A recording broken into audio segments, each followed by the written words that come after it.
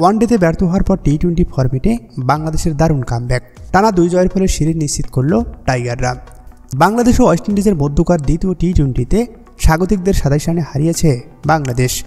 আগে ব্যাট করতে নেমে 129 রান করে লিটন দাসের দল।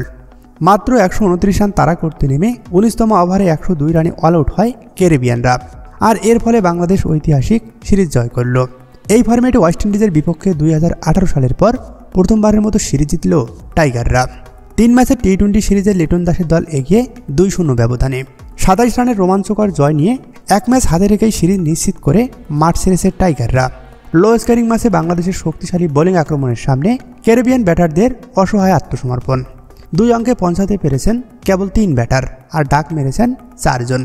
শেষ অবধি 102 রানের বেশি করতে পারেননি স্বাগতিকরা।